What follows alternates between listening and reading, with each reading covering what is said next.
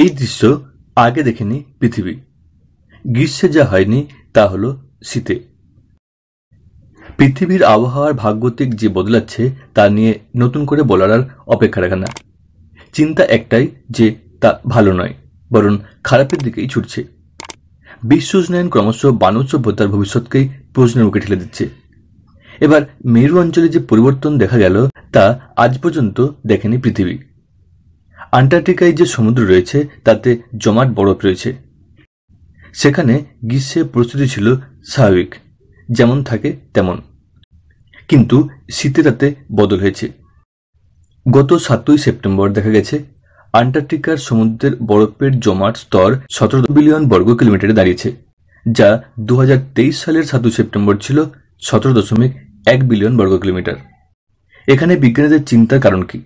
বিজ্ঞানীরা জানাচ্ছেন, দীর্ঘকালীন রেকর্ড অনুযায়ী আন্টার্কটিকায় সমুদ্রের বরফের জমাট স্তর 7ই সেপ্টেম্বর থাকে 18.4 বিলিয়ন বর্গ কিলোমিটার, যা কমেছে।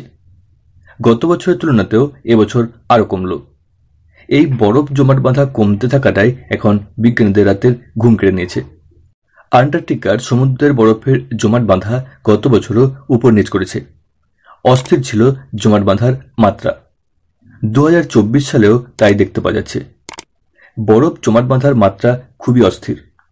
বিজ্ঞানীরা স্পষ্টই জানিয়েছেন, 2023 এবং 2024 সালে উষ্ণতম বিশ্ব দেখেছেন মানুষ।